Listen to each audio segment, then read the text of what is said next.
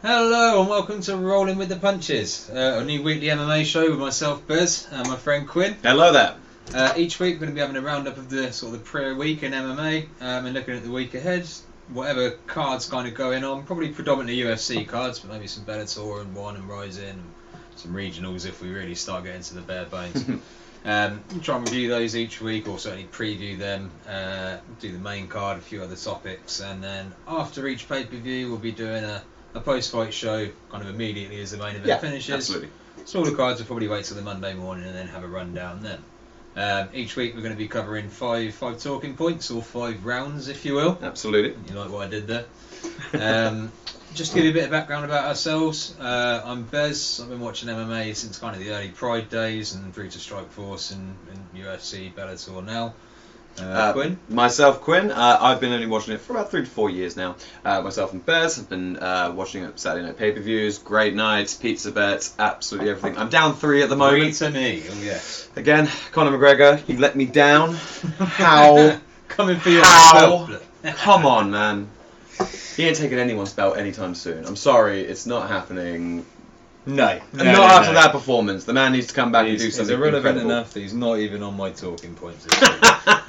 So at the moment we'll be coming up with 5 sort of questions ourselves, but if there's anything you guys want to contribute, anything you want us to kind of chat about on the next week's show, please drop it in the comments and let us know. And if you like the channel, then like and subscribe for more. Right, so point 1 this week. Main event, Usman versus Burns. Usman versus Burns. I know both of us have been looking forward to this for a long time. Yes. I know you're especially high on Burns. I am indeed. Am I right in saying you're picking him? I am indeed. He is my top. He is number 1 for me at the moment. I think after his last performance. You can see why I win these bets, guys. I don't know. Like I've got a strong feeling about Burns. Explain yourself. 6-0 at the the He. How welterweight? At welterweight, he's 6-0. He's now moving up.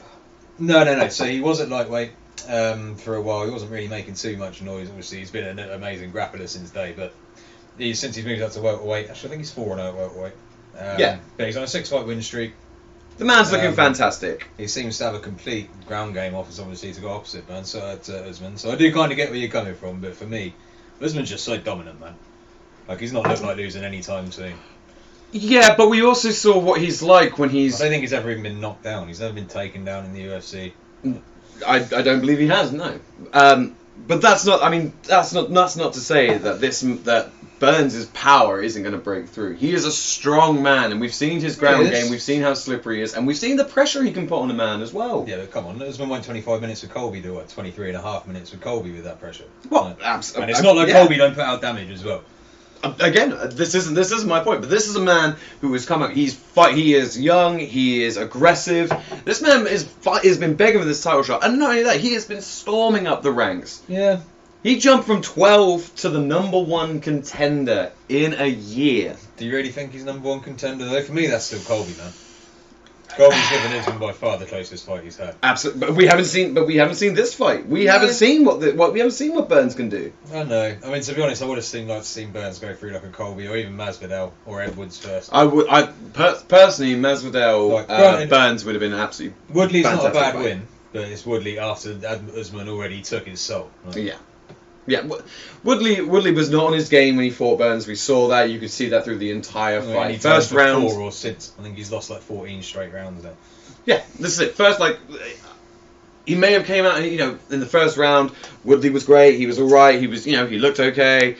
But immediately after that, his entire world was changed by Burns. And this is why and that man was I agree champion. with that. The first time Burns put him on his ass, it did start looking bad for Woodley. Very, very bad for Woodley. And if this does, again, Usman isn't one to go down like that. But if he can, and he can capitalise. Yeah, but again, he's never been knocked down. I know that's only true until you get knocked down. Adesanya is the same until Gastelum put it on his ass. But I just can't see Burns being the guy to do it, man. You're talking about a former lightweight going up against someone who realistically could be a middleweight. Like, Usman's he is a big guy. He's a scary guy. Having said that, I don't know how Burns made lightweight. Like, Burns is huge. Certainly against Woodley, he looked like a bigger guy. He's tiny. It's in the name. The tiny tough guy versus the Nigerian nightmare. No, for me, certainly my piece is going on Usman. And I will be taking Burns strong. His striking's improved to the point. People talk about it like they used to with Khabib. Usman has got the He's got the wrestling background to make that's his main strength. But Yeah. his hands are starting to catch up. I mean, I know he said to Trevor Whitman when he went there, there's instantly after going and beating the shit out of Masvidal, he weren't happy with his hands. That's a guy who always wants to improve, and that's champ mentality. Yeah. So for me, especially training with Whitman as well. It's a big fight. It's a big fight for both Usman and Sanford Burns. MMA's a decent team, but Henry Hoof didn't training Gilbert Burns this time. No, He's taken he's a not, step no. back. So Gilbert's corner's been fucked with as well as Burns's. Usman, sorry. They're both coming out. For me, Usman's got the edge. I can't really bet against him. The man is champion at the moment, and he is going for his third defense. Yeah. This is his third defense. It's a big night for him. And Burns has got his shot. He wanted a shot. He's now got it. Not only is it his third defence, he'll break GSP's welterweight win streak as well. So there's a lot on the line. There's a lot on the line for Snuck this up main on it with event. not a lot of notice. Like, he's not the flashiest fighter. He don't get the most finishes, but he's the man at welterweight, man. Absolutely. And this bit kind of brings us on to our next point. Is this fight may be amazing. We're really looking forward to this. I'm pumped beyond all reason for tonight. But rest of the card. Point number 2: the pay-per-views. Definitely, since they've gone on ESPN Plus, they're taking a dive, and I think a lot of it is to do with the fact they don't pay pay-per-view points anymore. So it used to be the case for champions. As soon as the pay-per-views are on, you got pay-per-view points, sell more pay-per-views, get more money. Absolutely, sounds great. Since ESPN, the fees have been flat to the champions, so there's no real incentive for the champions to fight multiple times a year. So you end up with a card with maybe an interim belt or a title fight, and everything else is just mashing the way down. I think the next highest ranked fighter on this is 10th, I think. I believe. I think that's the case. Kelvin's ranked 9th. Oh, wow. And I think the other 3 fights in this card haven't even got ranked fighters in them. I do not believe. No, like the opening 2. No. Listen, I get it. Like, when COVID's on, it is harder to do. Like, there's been a lot of fights called out. I mean, I think it was Chris Weidman and Uriah Hall was supposed to be the co-main event, which isn't a bad fight. And then backed up by another women's flyweight fight after that. All right, fine. But for me, like 10 years ago, 5 years ago even, you had Conor McGregor and Nate Diaz in the main event. You had Holly Holm and Ronda Rousey. Fantastic fights. I think Misha Tate was on the card somewhere. You had Lorenz Larkin, who at the time was a solid middleweight competitor. You just don't get that star value on the cards anymore. And it's not to say that some of the lower ranked cards can be the ones that really shock you. Yeah. I mean, knockout of the year last year was between 2 unranked middleweights. But more often than not, it's just that these fights don't mean anything. It don't get you a lot to get overly hyped about when the co-main event is between the 10th and 15th ranked women's flyweights. No. Especially when the champion of that division is essentially the female Khabib. Like, no one's beating her at 125 anytime soon. So. No way. Yeah, I don't know, man. I hope the situation will change, but for me, I can't. Do you know what? For us in the UK, it's not so bad. This is all on BT Sport anyway. You don't really have to pay other than the monthly fee I'd already be paying for the channel, so I'm not really that fussed about that. But in America, $70 for this. Would you honestly pay that? No, not even. Not even for the main event. I would not even, like, no matter how hyped I am, for $70, I'm not paying that. I'm sorry, I'm not. Yeah, like I know Dana White's obsessed with these streamers at the moment, but you got to give people something worth paying £70 for. Yeah, otherwise you are going to have people illegally stream. Of course. And Dana White going after one guy at a time against the entire world. Like someone's granddad, tap their phone, bloody arrest them. Granddad Dana, if you ever get that for our very first video, someone teach Dana White how the internet works. Someone at UFC, Sean Shelby.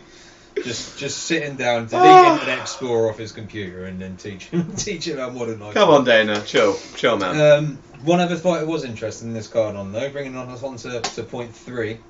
Kelvin Gastelum and Ian Heinisch. Oh, okay. Now, 3 fights ago, Gastelum looked like the man. I mean, he fought Adesanya, easily the hardest fight that Adesanya's had in the middleweight division. So my God, he really took him. He took him to the ground. Yeah. Up until the start of the 5th round, that fight was even as anything. I mean, granted, Adesanya, he showed champ mentality. Like, he pulled out the bag in that 5th round. He put it on Gastelum. Did you not call him the last style bender? Triangles and shit. Like, he had enough style in that fight. He impressed me, to be fair to him. Like, there's a lot of people kind of, as happens with a lot of flashy strikers, you want to see what happens when they get to the ground. And to be fair, like, Adesanya showed heart, so like, fair play to him. But Kelvin was on form. Yeah, he looked like the next guy, and I was fairly sure after that fight, like, all right, well, Adesanya and Whittaker will fight. I mean, he definitely second or third in line has got to be still Kelvin Gastelum. He'll get that rematch at some point. I would have thought so, but then he went and fought Darren Till, just going up to middleweight. He probably should have always been a middleweight, to be fair. I mean, Darren Till was a huge dude. He'd probably fight light heavyweight and still not be outside. But he came up there, fought to a split decision with Gastelum. Probably was a close fight, but the right decision was made. Gastelum lost that. Then he went and lost to Jack Hermansson, got caught in a quick sub. So from being on that wave, he knocked out Michael Bisping, the former middleweight champion, before he fought Adesanya. And from going on that nice little run, he's essentially back at square one now. He's sitting there nowhere really near the title picture. So my question to you is do you think he has another chance to make it to a middleweight title shot? If you'd asked me 2 weeks ago, I would have said no. However, Adesanya is now going up to light heavyweight. I think if Adesanya loses that belt, I could feasibly see him competing. Yoel Moreira's now left, he's gone to Bellator. So at the top of that division now, you've got Hermansson, Whittaker, Till. Granted, a couple of guys who he's already lost to, but guys who I definitely think he could. But he can make. I think he could probably make another run. I do. He's got to do something. He's got to do something fantastic tonight. I think if he diversifies his striking a bit, because he's got the ability, man. I mean, he's 5'9", he's got hardly any reach, and he still took someone like Adesanya, who is a master striker, and he took him the distance. Like, he really gave him all. It was a beautiful 5 rounds. Absolutely fantastic 5 rounds. I think if he gets back in the book, I mean, like you said, if he comes out with a flashy win tonight, then by all means, he's probably going to get himself another top 5 fight. It's good to see how much heart he's going to have when he comes out, man. Like, a lot of people will take a lot of those losses to heart. That it's going to affect their game. It's going to affect their mentality. The trouble he's got at the moment is the top few are fighting soon. I mean, Darren Till is fighting Marvin Vittori, I think, and Robert Whittaker, I think, is fighting Paulo Costa. So, I mean, once those fights play out, you're probably looking at the next fight for the middleweight title will be the winner of those guys. Yeah. But if he wins tonight, then potentially he could get the loser in one of those fights. If he wins aggressively twice, he can start getting back up there again. I mean, I really hope he does. I like Kelvin Gastelum. He's a good fighter, he's a good guy. Yeah. Really need is to maybe change in camp or something along those lines. I mean, I know he trains with us, certainly the camp that RDA was at, he's another former champion, so it's not like they're chumps, but getting another different look can never hurt someone. Yeah.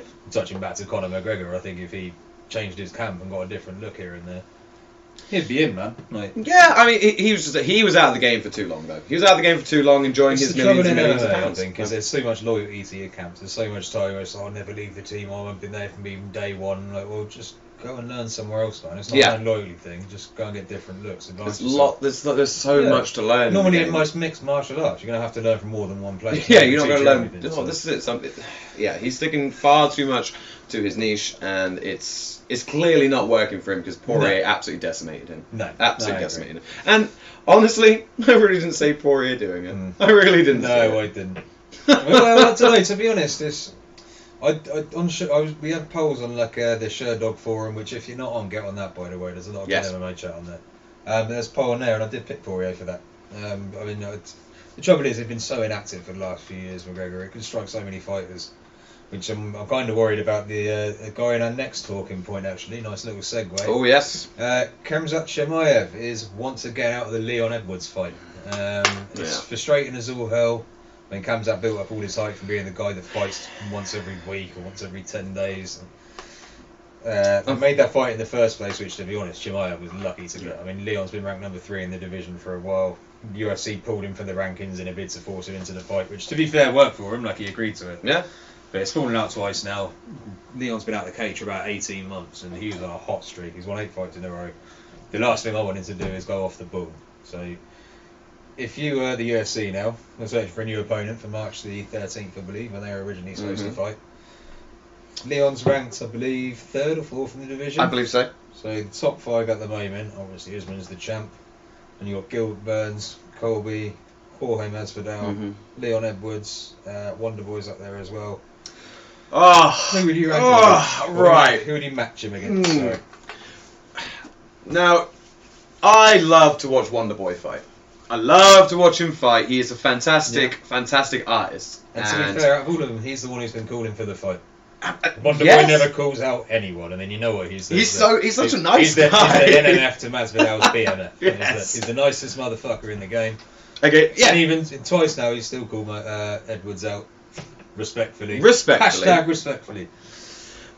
But I'd love to see him fight, and I would love to see that fight, but I think there's someone in the division who strikes me as there's just bad blood there, and they need that sorted, and that is Masvidal. Yeah. Masvidal, you need to take Mr. that Three-piece fight. and a soda. 3-piece and a soda. Back that up. You literally came to him backstage, smashed him in the face, and then what? You won't take the fight? I mean, there's some quick hands, don't get me wrong, but yeah, no, I get what you mean. You can't cheap shot someone backstage and then refuse him the fight. Yeah. See why he's doing it, because he knows it'll piss Edwards off more. Like. Completely, absolutely. He's the baddest motherfucker. Of course he is. For that fight ever since that happened. So. But that is the fight, and it would be a great. The trouble fight. is for me is that I can't see Masvidal taking it. It doesn't really do anything for him. He's got a rematch against Diaz. He's got potential rematch against Usman. I mean, he was on a short count. I think Usman would bang him up again, but he was on a short camp realistically for that fight. Yeah. Sell the fact that with a full 3-month training camp, I think he tweeted something about it this week. The full month, the full camp, I'll take your head off, or some nonsense like this. So. I don't know. I think Masvidal's got bigger fights there. He does. McGregor wanted to take another foray up into 170. The Masvidal fights there, like, that's been floated before, but. I don't want to keep going back to that man, but I don't see him doing anything else. He needs to stay at lightweight. My point is that Masvidal's got a lot bigger fights to take there. He's got a lot more name value and a lot less risk than Edwards. Like, Edwards is a solid fighter. If that last loss, I think, was to the champ, and even that was a close fight. Like, then either that or fight Wonderboy. Personally, I want to see the Masvidal fight more than anything. But if you're gonna put him against someone that makes sense, Wonderboy would be a fantastic choice. That's the fight. I think that's the one that makes the most sense for me. Because I think Masvidal and Covington are getting matched up as well if Dana gets his way. Potentially as well, rumoured to be the new coach of the Ultimate Fighter. They're bringing that show back again. So seeing them two opposite each other for a long period would be good fun. Be entertaining. So yeah, I hope we end up with that Wonderboy Edwards fight. If nothing else, just to get Edwards back in the cage, man. It's been so long since he's been fighting, since he hasn't had a fight. It's lovely to see someone from England fighting in the UFC. It's fantastic. His last fight, I think, was July 2019. So you're looking at just over 18 months now. Yeah. He needs to fight. It's been half a minute now. I mean, Ponzinibbio was a contender in that division for so long. He had 2 years off and then got smashed up a couple of weeks ago by Li Jinglang, who, with all best respect, wasn't really a top name or a competitor. So yeah, the quicker he can get a fight, the better. Something slightly different for our 5th point. For our last point of the evening? Yeah. Yes. Afternoon, evening. Depends where you're watching it. Oh, yeah, wherever you're watching around today. Bellator MMA. This one's more for our UK fans, but Bellator MMA have announced this week that they are coming to BBC Sport in the UK. They're going to be showing all their cards on BBC 3. All free to view, apart from the TV licence, which you have to pay in the UK. Of course.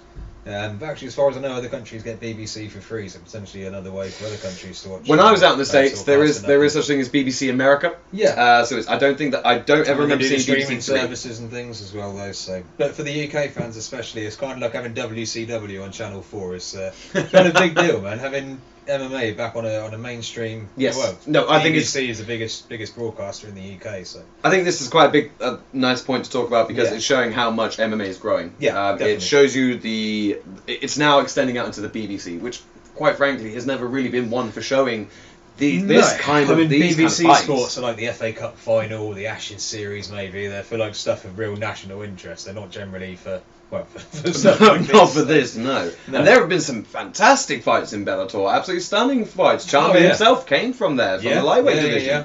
Eddie Alvarez came from Eddie Alvarez. Or via Bellator. Our own Michael Venom Page. There's a lot of exciting stuff going on over there, and they've got a lot of young blue chip prospects that kind of could be making waves either in Bellator or maybe onto the UFC before long. I think they potentially got the best featherweight in the world in AJ McKee. Mm-hmm. Yeah, completely. He's one of their homegrown talents, and he seems to be someone that's going to light up. I wouldn't be surprised to see him in UFC eventually. So for me, when the more eyes on the organisation, the better. You might start attracting fans that for whatever reason can't afford to pay for the BT Sport, have got no interest in it and don't want to sign it to ESPN. So, yeah, absolutely. Yeah, man. The more eyes on the sport, the better. It's always good news. So for me, I think that's a real step forward for MMA. I think it's a real big recognition, man. I mean, the sport's only 25 years old. Yeah. Made it onto Britain's biggest broadcaster. So I think hopefully that will gain some traction in the UK and maybe on other shores as well. Like I say, the channel's not exclusive to us. So yeah, man, I'll really be looking forward to that. And it'll help us with our coverage as well. It We're will always do looking to indeed. cover more We'll be able things to cover outside more. of just the UFC. I mean, so many years. It's always nice to see the up and coming fighters and other especially To be in all honest, I mean, well, I say up and coming, but the Asian fighters as well. I mean, so many people have left the UFC recently. Bellator got a light heavyweight tournament coming up fairly soon. We'll start covering that as soon as the fights are on. They announced the lineup recently, so go and give that a Google. But you got Yoel Romero, Lyoto Machida, both former UFC fighters in there. Vadim Nemkov, who recently took the belt from Ryan Bader. Actually, I think Ryan Bader is also in it. Corey Anderson, another former UFC contender. So that one will be arguably better than the UFC's light heavyweight division. It'll be maybe only for a couple of years till everyone gets too old and crumbly, but catch you while it lasts. As I say, guys, we'll be back about. Let me think. About 5 a.m. UK time. Yeah. So I mean, about midnight Eastern time. Yeah. So I mean, or 9 p.m. Western time, Pacific Standard Time. Yeah. So if you guys want to check out any post-fight coverage, if you don't want to catch up with the guys on ESPN and you want to come and see us instead, by all means. Why not? Come speak to the British guys. Channel name is Roller7, and we'll be back on as soon as the fights are finished. So. Come and check us out. Anything else you wanted to talk about this week? Not really at all. I think it's been absolutely fantastic to do the first show today. Right before an amazing event. So yeah, if you are watching from the UK today, catch Usman versus Burns. It will be on 3 a.m. is the main card. If you want to catch the prelims, they will be on at 1 a.m. in the UK as well. To all the UK fans, and I think the early prelims, if you have Fight Pass, are on from about 11:30, but I'm pretty sure I'm right in saying they're only 2 fights deep now. Brian Keller has been moved to the main card. His bout with Ricky Simone. Sadly, Bobby Green fell out of his bout with Jim Miller. Yeah, very short notice fight. Yeah, he collapsed backstage last night. So obviously, best wishes to Bobby Green. Hope he makes a quick recovery. But yeah, join us after the card, guys. We'll see you tonight. Take it easy. Take care now.